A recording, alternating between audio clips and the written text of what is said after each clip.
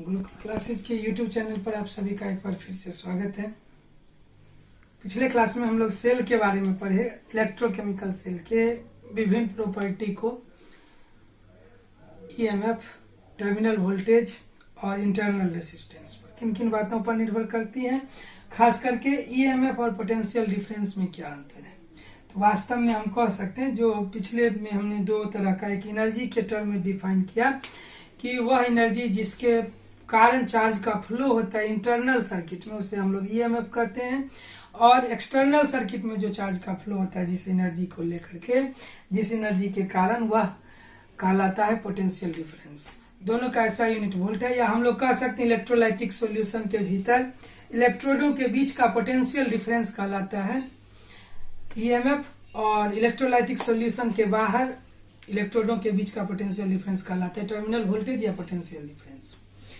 तो हम लोग अगर यहाँ पर बात करें तो ईएमएफ एक्चुअली में क्या है, कॉज है, और पोटेंशियल डिफरेंस इफेक्ट है। एक मुख्य अंतर यह भी है कि ईएमएफ कारण है और पोटेंशियल डिफरेंस प्रभाव है, इफेक्ट है। आज हम लोग पढ़ने जा रहे हैं ये सेल के अलग अलग पोजीशन में। सेल जब हमारे सर्किट में रहता है तो अलग अलग स्थिति में किसका वैल्यू कितना होता है। तो जब हमारा सर्किट क्लोज होगा अर्थात करंट फ्लो करेगा, मतलब हमारे सेल से एनर्जी लॉस होगा, डिस्चार्ज होगा। डिस्चार्जिंग का केस है यह। तो डिस्चार्ज के केस में, डिस्चार्ज का मतलब है कि सेल में करंट, सेल के कारण सर्किट में करंट फ्लो हो रहा है, और वह कितना होगा, तो I बराबर E by R plus R. R हो गया एक्सटर्नल रेसिस्टेंस जिसको हम कहते हैं load, small R internal resistance, E हो गया EMF of cell, I current in the circuit. इससे हमारे कई क्वेश्चन सॉल्व होंगे। एनसीईआरटी के फर्स्ट क्वेश्चन आपको इसी फॉर्मूला पे बनेंगे। I is equal to E by R plus R. I current in the circuit, E EMF of the cell, R external resistance that is load, and R internal resistance. Potential difference across the resistance, resistance के अगर मान लीजिए दो point है ए और B, तो ए और B का पोटेंशियल डिफरेंस होगा। बैक क्लास में हमने पढ़ा कि किसी भी पार्ट का अगर पोटेंशियल डिफरेंस हमको निकालना है तो उस पार्ट के रेसिस्टेंस और उससे प्रवाहित होने वाले करंट के को मल्टीप्लाई कर लेंगे। V is equal to I R. तो टर्मिनल वोल्टेज पोटेंशियल डिफरेंस का मान होगा I R. Potential drop inside the cell कितना होगा, तो करंट फ्लो कर रहा है आई और इंटरनल रेसिस्टेंस है आर, तो हो जाएगा आई आर। तो इक्वेशन ऑफ द सेल हो जाएगा E is equal to V plus I R. V हो गया potential difference, I R, I हो गया करंट, आर हो गया इंटरनल रेसिस्टेंस। हालांकि इंटरनल रेसिस्टेंस जितना कम होगा हमारा सेल उतना ही आइडियल होगा।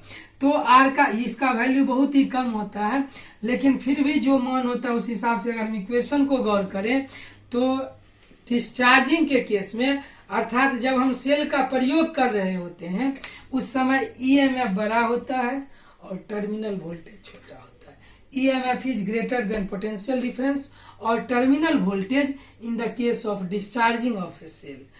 या जब हम लोग सेल का उपयोग कर रहे हैं उस समय ईएमएफ का मान बड़ा होता है और टर्मिनल वोल्टेज का मान छोटा होता है। एक अंतर यह भी ईएमएफ और पोटेंशियल डिफरेंस में कि डिस्चार्जिंग के केस में, यूज के केस में ईएमएफ बड़ा होगा और टर्मिनल वोल्टेज पोटेंशियल डिफरेंस छोटा होगा। इसी का उल्टा केस अगर चार्जिंग की बात आ जाए तो चार्जिंग के केस में इक्वेशन हो जाएगा V is equal to E plus I are.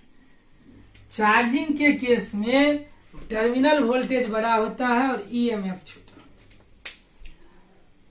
क्योंकि उस समय पॉजिटिव टर्मिनल पर वैल्यू बढ़ता है। तो इससे हम लोग, इससे यदि हमें पोटेंशियल डिफरेंस दिया हो, इंटरनल रेसिस्टेंस दिया हो, तो हम लोग ईएमएफ निकाल सकते हैं। इसी प्रकार अगर ईएमएफ और इंटरनल रेसिस्टेंस सेल का हमें ज्ञात हो तो न्यूमेरिकल क्वेश्चन को सॉल्व करते समय हम इस इक्वेशन का इस्तेमाल करेंगे। V is equal to E minus I R. V is equal to E minus I R. V terminal voltage, EMF of सेल, I current in the circuit, R। अगर हम लोग चूंकि हम जानते हैं V बराबर IR, तो यहाँ पुट कर दे इक्वेशन, तो हमारा E का इक्वेशन हो जाएगा E is equal to IR plus IR। तो हम लोग लिख सकते हैं IR प्लस R, और यह ठीक वैसा ही इक्वेशन यहाँ से EMF बराबर I, R plus R, R external resistance, load R internal resistance. तो अगर हम पोटेंशियल डिफरेंस के साथ लिखना चाहते हैं तो E is equal to V plus IR। In the case of discharging internal resistance कितना होगा, तो यहाँ से हम अगर फॉर्मूला निकालें तो ये हो जाएगा E by V minus 1 into R। E EMF, V terminal voltage और R एक्सटर्नल रेसिस्टेंस। ये याद रखेंगे तो न्यूमेरिकल क्वेश्चन बनाते समय आपको सुविधाजनक। पावर एक्सटर्नल सर्किट लोड के द्वारा कितना डेसिपेट होगा, कितना खर्च होगा, तो हम लोग जानते हैं power is equal to V into I. V का मान यहाँ हमने देखा IR, तो इस हिसाब से हो जाएगा इक्वेशन हमारा I स्क्वायर R। और अगर हम लोग ओम के इक्वेशन से I का मान यहाँ रख दें तो हमारा इक्वेशन हो जाएगा V स्क्वायर बाय R। तो किसी भी इलेक्ट्रिकल सर्किट में पावर खर्च जो होगा, पावर डिलीवर्ड मतलब हमारा जो पावर खर्च होने वाली है वह होगा I square R। R external resistance, या पोटेंशियल डिफरेंस और रेसिस्टेंस ज्ञात हो तो V स्क्वायर बटे R, और अगर पोटेंशियल डिफरेंस और करंट पता हो तो VI। चूंकि यहाँ पे हमने I का मान निकाला है E बटे R प्लस R, तो इस वैल्यू को अगर हम यहाँ पुट कर दें तो हो जाएगा E by R plus R का स्क्वायर इंटू R। ये महत्वपूर्ण 5 पॉइंट है जब सर्किट हम लोग यूज कर रहे हैं या हमारा सेल डिस्चार्ज हो रहा है। इसके 5 केस हैं जो आपको किसी भी तरह के न्यूमेरिकल क्वेश्चन सेल के बनाने में मददगार साबित होंगे। अब यहाँ से एक चीज आता है कि मैक्सिमम पावर डिलीवर होता है, तो मैक्सिमम पावर किसी सर्किट के द्वारा तब डिलीवर्ड होता है जब इंटरनल रेसिस्टेंस एक्सटर्नल रेसिस्टेंस के बराबर हो जाए। मतलब internal resistance R is equal to R। This statement is called maximum power transfer theorem. Board में 3रे साल आया था मैक्सिमम पावर ट्रांसफर थ्योरम। तो जब किसी सर्किट का इंटरनल रेसिस्टेंस एक्सटर्नल रेसिस्टेंस के बराबर हो जाए तो पावर डिलीवर्ड जो यहाँ पे हम लोग पढ़े हैं E बट्टे R प्लस R का square into R, E by R plus R का होल स्क्वायर इंटू R, यह मैक्सिमम हो जाएगा। और that maximum, this statement is called maximum power transfer theorem. R अगर R के बराबर हो जाए तो हमारा इक्वेशन हो जाएगा E बट्टे R प्लस R का square into R। E square R plus R2 का square 4R square into R cancel, तो हमारा मैक्सिमम पावर हो जाएगा E स्क्वायर बाय 4R।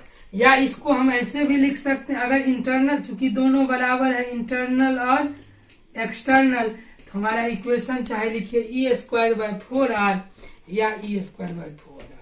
यहाँ पे इंटरनल रेसिस्टेंस और एक्सटर्नल रेसिस्टेंस दोनों बराबर होंगे, और यह स्टेटमेंट जब R internal resistance external resistance के बराबर हो तो कहलाता है मैक्सिमम पावर ट्रांसफर थ्योरम। याद रखिएगा, मैक्सिमम पावर ट्रांसफर थ्योरम। चलिए, पहला केस में हमने देखा जब हम सेल का यूज करते हैं मतलब डिस्चार्ज हो रहा। अगर हमारा सर्किट ओपन हो अर्थात खुला हुआ हो, क्लोज ना हो, जैसा कि फिगर में हमने दर्शाया है, यहाँ 2 इंडो को दर्शाया जो टच में नहीं है। टच में नहीं है इसका मतलब है रेसिस्टेंस हो गया इनफाइनाइट। तो करंट कितना होगा सर्किट में, तो यह हमेशा याद रखिएगा जब तक हमारा सर्किट क्लोज नहीं होगा तब तक करंट फ्लो नहीं करेगा। अर्थात अगर कनेक्शन में कहीं पर भी रुकावट है, टूटा हुआ है, तो निश्चित रूप से करंट फ्लो नहीं करेगा। तो करंट सर्किट में कितना होगा, ओपन सर्किट में करंट का मान 0 होगा।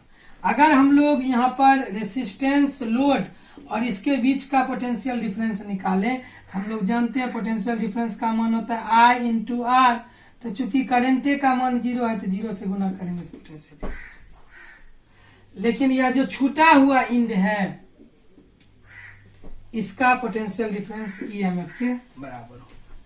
एक स्पेशल केस और आते हैं शॉर्ट सर्किट। अक्सर हम लोग जनरल भाषा में भी सुनते हैं शॉर्ट सर्किट हो गई। शॉर्ट सर्किट का मान हो, इसका मतलब हो गया कि एक्सटर्नल रेसिस्टेंस जीरो हो। एक्सटर्नल रेसिस्टेंस अगर जीरो होगा तो सर्किट में एकाएक करंट का मान बहुत बढ़ जाएगा और इसे ही हम लोग शॉर्ट सर्किट कहते हैं, जिसमें आग लगने की संभावना बहुत ज्यादा हो जाती है। क्योंकि एक्सटर्नल रेसिस्टेंस अगर जीरो होगा तो करंट इनफाइनाइट हो जाएगा और जितने भी हमारे इलेक्ट्रिकल एप्लियंस हैं, जो भी हमारे इलेक्ट्रिकल जितने भी हमारे संयंत्र हैं, जितने भी हमारे इलेक्ट्रिकल यंत्र हैं, वो सारे बल्ब, पंखा, हीटर जो भी है, चूंकि करंट का मान इस समय रेसिस्टेंस जीरो हो जाता है तो करंट मैक्सिमम एकाएक हो जाती है, जिसके कारण ये सभी जल जाते हैं और कभी कभी भयानक आग भी लग जाती है। तो शॉर्ट सर्किट कहते हैं जब एक्सटर्नल रेसिस्टेंस जीरो हो जाए। इस सिचुएशन में करंट जो होगा वह मैक्सिमम होगा और आई मैक्सिमम कितना होगा, तो अगर हम इसमें पुट कर दें वैल्यू तो आर का मान जीरो हो गया तो हो जाएगा, चूंकि हम लोग यहाँ पे मैक्स सर्किट की बात करते हैं तो हम लोग पढ़े हैं पावर हो जाता है या आई का मान होता है E/R plus R. Short circuit के केस में एक्सटर्नल रेसिस्टेंस जीरो हो गया तो E/R और यह मैक्सिमम। चूंकि इंटरनल रेसिस्टेंस हम जानते हैं कि आइडियल सेल के लिए, ऐसा वास्तविक में होता नहीं लेकिन हम मान के चलते हैं कि आइडियल सेल है, तो आइडियल सेल में शुरू से ही हम डिस्कस करते आ रहे हैं कि आइडियल सेल में इंटरनल रेसिस्टेंस शून्य होता है और अगर हम लोग मैथमेटिकल इंटरप्रिटेशन का उपयोग करें तो E/0 और E/0 करेंगे, इसका मतलब है सर्किट में करंट का मान हो जाएगा इनफाइनाइट। तो क्वेश्चन आ सकती है कि शॉर्ट सर्किट के समय आइडियल सेल है अगर तो करंट का मान कितना होगा, तो करंट का मान इनफाइनाइट हो जाएगा और यही कारण है कि शॉर्ट सर्किट में अक्सर आग पकड़ लेती है। मैक्सिमम करंट फ्लो करती है E/R, चूंकि R हम जीरो लिए हैं इस वजह से यहाँ इनफाइनाइट हो जाती है। पोटेंशियल डिफरेंस V बराबर जीरो होगा और ये तीन महत्वपूर्ण केसेज है, शॉर्ट सर्किट, सर्किट ओपन हो, हमारा सर्किट क्लोज हो, चौथा जब हम लोग चार्ज कर रहे हो। तो ये इक्वेशन खास करके हमारे लिए महत्वपूर्ण है। न्यूमेरिकल क्वेश्चन सेल से संबंधित कॉम्बिनेशन को छोड़ करके हम लोग सॉल्व कर सकते हैं। एनसीईआरटी के भी कुछ क्वेश्चंस हैं, एम करीम में बहुत सारे क्वेश्चंस हैं, एससी वर्मा के भी प्रॉब्लम्स आप सॉल्व कर सकते हैं। तब तक के लिए दीजिए इजाजत। अगले क्लास में हम लोग पढ़ेंगे सेलों के combination, series combination, parallel combination, जैसा कि हमने रेसिस्टेंस, कैपेसिटेंस के केस में पढ़ा। स्वस्थ रहिए, सुरक्षित रहिए। गुड।